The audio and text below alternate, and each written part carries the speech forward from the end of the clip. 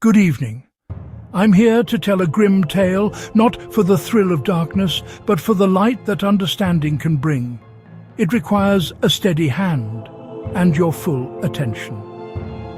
Our story takes us to Tampa, Florida in the mid-1980s, a city of sun-drenched days and burgeoning growth where the humid air carried the scent of opportunity.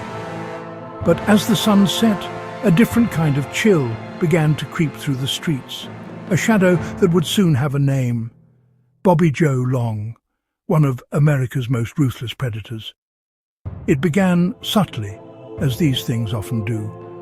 A missing person report here, a disturbing discovery there.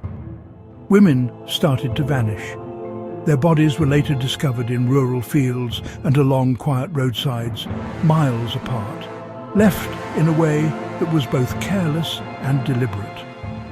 At first, law enforcement treated them as separate, tragic cases, but a horrifying pattern soon emerged, whispering of a single, calculating hunter. So, who was this monster hiding in plain sight? Who was Bobby Joe Long? On the surface, he was unremarkable. A man with a troubled past, certainly, marked by a traumatic brain injury and a history of violence.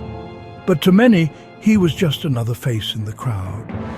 He had a chillingly effective routine.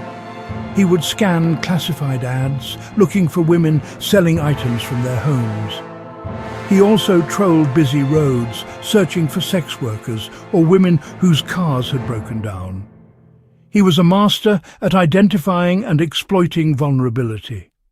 As investigators compared the crime scenes, they found his signature, complex ligatures used to bind his victims, and the remote, scattered locations of the dump sites. They realized they were facing a serial offender who adapted his methods, making him incredibly difficult to predict and track. The media dubbed him the classified ad rapist, and a wave of terror gripped the community. But then the case took a pivotal turn. A survivor, a 17-year-old girl named Lisa McVeigh.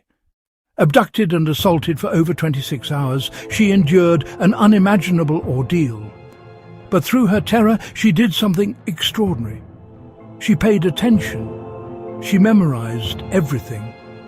She remembered the car's interior, the brand of his cigarettes, the sound of his voice, his odd, misplaced confidence. She even left her own fingerprints in his bathroom, a silent clue for whoever might come looking. When Long finally released her, she provided detectives with a treasure trove of information. Her detailed description allowed them to build a precise profile of their suspect. The task force, armed with these new details, began to close in.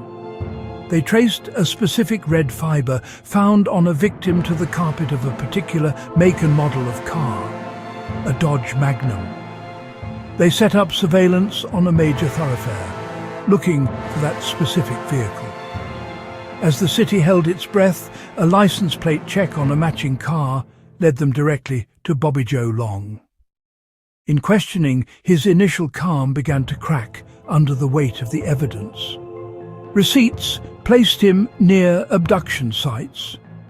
Tire tracks from his car matched those found at a body dump site. The red fibers from his car were a perfect match. Each piece of evidence was a brick in the wall, closing in around him. There was nowhere left to run. He confessed. He admitted to murdering at least 10 women. The trial laid bare the full extent of his brutality. Most victims were abducted, raped, and strangled. He was convicted and sentenced to death. So why do we tell this story? Why revisit such profound darkness? Bobby Joe Long was executed by the state of Florida in 2019. Remembering his crimes isn't about morbid curiosity, it's a stark and necessary warning. Because evil often wears a mask of the ordinary. It lives down the street, it smiles at you in the grocery store. The lesson from this tragedy is one of vigilance. It's about the power of observation and the courage to trust your instincts. Document the details that feel wrong. Create distance. Exit the situation. Call for help. Persist until you are heard. If you have watched this far, take a moment. Breathe.